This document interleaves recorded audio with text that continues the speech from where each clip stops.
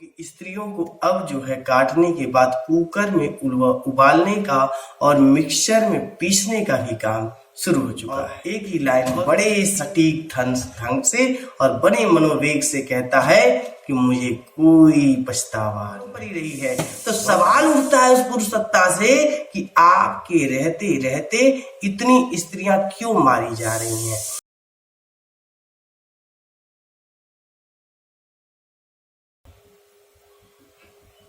दोस्तों नमस्कार, मैं आपका साथी केशव विवेकी, आपका इस चैनल में स्वागत है। तो आइए आज हम सभी बात करते हैं और बड़ा ही अच्छा और सुनहरा शीर्षक मिला कि मुझे कोई पछतावा नहीं। बड़ा अच्छा है ना। कहीं न कहीं स्त्रियों के समक्ष, स्त्रियों के ऊपर, स्त्रियों के जीवन को लेकर के जिस तरह से समाज में, हमारे आसपास में जिस तरह की आग लगी है, हवा बह रही है, बहुत ही आनंद का विषय है। बड़ा खुशी होता है लोगों को जब किसी को रुला लेते हैं, किसी को मार देते हैं, किसी को दफना देते हैं, किसी को बहा देते हैं। अरे एक तो नया आया है, बहुत लेटेस्ट, आप टुकड़े कर कर के जो है फ्रिज में रखा गया था, ये तो पता ही था। पत्थर से मारा गया, छुरे से खोदा गया, ये भी हमने बातें देखी हैं। लेकिन अब तो और भी ज्यादा आनंद की बात है, क्योंकि स्त्रियों को अब जो है काटने के बाद कुकर में उबालने का और मिक्सचर में पीसने का भी काम शुरू हो चुका है। बहुत खुशी की बात है उन सभी पुरुषों को जिनके नजर में स्त्रियों की कोई वैल्यू नहीं है, जिनके लिए वास्तव में आज भी स्त्रियां सिर्फ वस्तु हैं। वास्तव में वस्तु का किस तरह से उपयोग हो सकता है, ये पुरुषों से बेहतर कोई नहीं जान सकता है। और कहीं न कहीं जब नारीवाद या स्त्री विमर्श की बात जब चर्चा छिड़ती है, तो अब पुरुष सत्ता का जो ढोल बजाने वाले लोग हैं उनको मैं चैलेंज करता हूं कि बच्चा, आप जो भी सोचते हो वो आपके पास है, लेकिन अपने बेटी को कुकर और मिक्सचर में जाने से बचा लेना, टुकड़े होने से बचा लेना। बहुत मजा आता है ये सुन करके कि ये स्त्री है, उसके साथ ऐसा हुआ। बहुत ऐसे लोग हैं जो मैं कह सकता हूं वो वास्तव में बीमार है, मरीज हैं। उनके अंदर क्या है ये समझ में नहीं आता कि उनको किस बात की खुशी हो जाती है, किसी के मरने से। और नहीं तो उनको अगर वास्तव में मैं देखूं कि अगर अखबार उठाते हैं तो ये जो गरम मसाला के नाम पर ये जो न्यूज देखते रहते हैं, समाचार देखते रहते हैं, कितनी करह की बात है कि एक स्त्री को लेकर के कितने ही वितंडाओं के बीच जीवन को जिया जा। बड़े दुख और खेद की बात है कि उसके सम्मान के लिए 1% भी सोचने के लिए समय नहीं है। जिन जाहिलों के पास समय है, वास्तव में वो तो ये देखने पे आते हैं कि कौन कितने बेहतर ढंग से अपने अंगों को दिखा पाता है। क्या वास्तव में सोशल मीडिया का आविष्कार इसीलिए हुआ था? अखबार और मैगजीन का और जो हम कह सकते हैं टीवी शो और तमाम जो जगह हैं, वो सिर्फ क्या अंग प्रदर्शन के लिए हुआ था? अरे मर जाने के बाद इसी अस्थियों को जला भुना देना है, मट्टी में फेंक देना है, यहाँ तक कि मरने के 12 से 24 घंटे के बाद उसमें से बदबू ही आनी है। तो ऐसे बदबूदार चमड़े के चीथड़ों के पीछे मनुष्य के रूप में जो पुरुष दैत्य बना हुआ है, क्या वो खुद नहीं सोच सकता?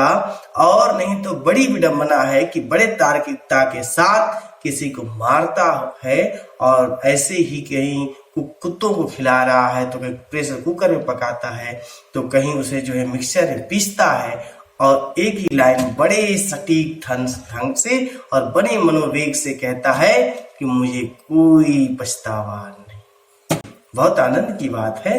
खैर, मैं आपको जोड़ते हुए चलता हूं। थॉमस आर्टवे ने पूछा था, कहा था कि स्त्री के बिना पुरुष क्रूर ही बना रहता है। एक लाइन है, मैं पुनः दोहराता हूं, स्त्री के बिना पुरुष क्रूर ही बना रहता है। तो क्या भाई, मनोज साहनी के जीवन को देख लो। 56 साल की अवस्था में अभी तो घटनाएं खुल रही हैं। यानी कि उस घटना को जो पिछले दिनों में चर्चित में रही है और अभी तक उसको 16 जून तक पुलिस रिमांड में रखा गया है और चीजें निकल के आ रही हैं। कुछ मीडिया पार्टनर ये कह रहे हैं कि वो दोनों पार्टनर थे, कुछ ये कह रहे हैं कि दोनों मामा भतीजी थे, कहीं कहीं अलग अलग तरीके से है, पता नहीं सच्चाई क्या है। जबकि मनोज साहनी खुद एक अच्छे पढ़े लिखे व्यक्ति भी हैं और साथ ही साथ जो उनके साथ विक्टिम है, जिनका जान गया, जिनकी जान ली गई है, सरस्वती वैद्य, वो एक अनाथ लड़की हैं। अब 56 साल की ये है और वो 32 साल की है। एज का डिफरेंस देखा जाए तो बहुत आता है और ये किसी तरह से कपल नजर नहीं आते हैं। वही मनोज साहनी HIV पॉजिटिव भी हैं।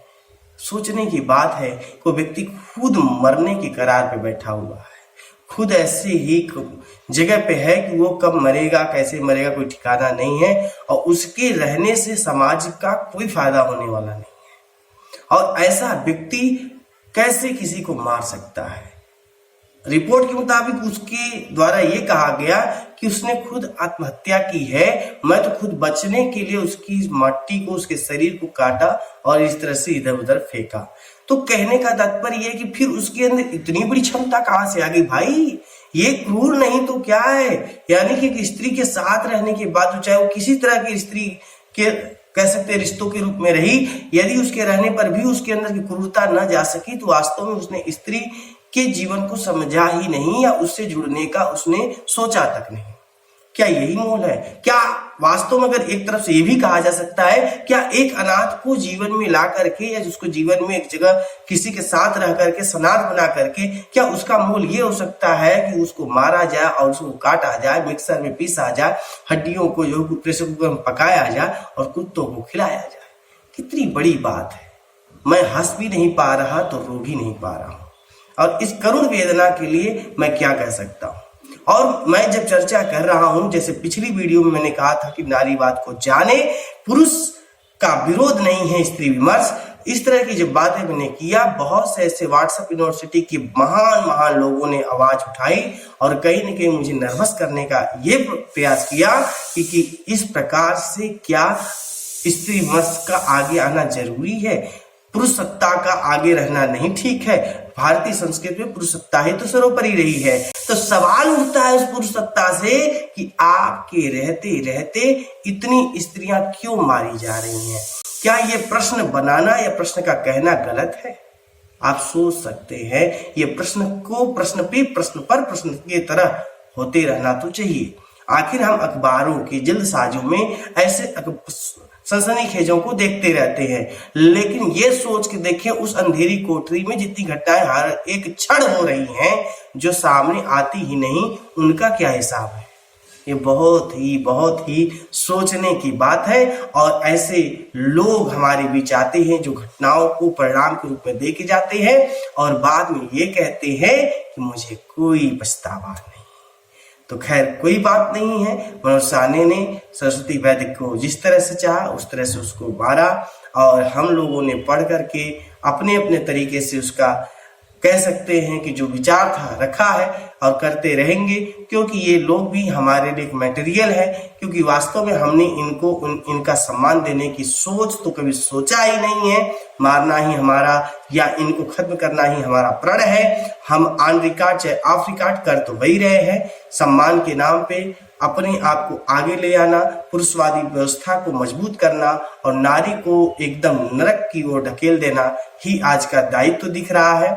और थोड़ी सी आवाज, चाहे वो पुरुष हो चाहे स्त्री हो, यदि वो नारीवाद के समर्थन में उठाने का प्रयास हुआ हो, तो कहीं न कहीं कुछ ऐसे लोग हैं जो उसको दबाने का काम कर रहे हैं, उसको आगे बढ़ाने के लिए नहीं सोच सकते हैं, क्योंकि उनकी सोच ही ऐसी है कि वो दबे रहें, दबे से दबे रह जाएंगे तो बेहतर है। मैंने भी कुछ प्रश्न आपके लिए नोट किया है, अगर हो सके तो कमेंट करिएगा, क्योंकि मुझे पता है कि आप लोग अच्छा, भाई सुंदर, अति सुंदर के अलावा स्त्री के समर्थन में कुछ ऐसे कमेंट नहीं कर सकते जिससे आने वाली 10 स्त्रियां अगर उसे पढ़ें तो उनको भी लगे कि नहीं, हमारे समर्थन में, हमारे समाज में कुछ ऐसे लोग हैं जो अच्छा सोच सकते हैं, वो जवाब दे सकते हैं। केवल पुरुष सत्ता को लेकर के स्त्रीवादी व्यवस्था का विध्वंस करना या उसको दबाने का कोशिश हो सकता है, लेकिन सवाल खड़ा होने पर सवालों का जवाब शायद ही किसी के पास हो।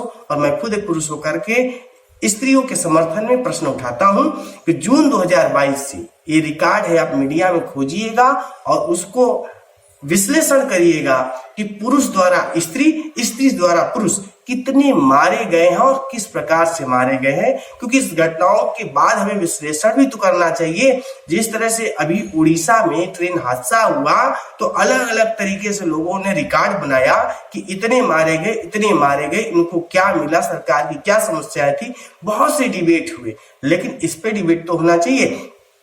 तो आइए, जून 2022 से जून 2023 में कितने स्त्रियों ने पुरुषों को मारा और वहीं कितने पुरुषों ने स्त्रियों को मारा।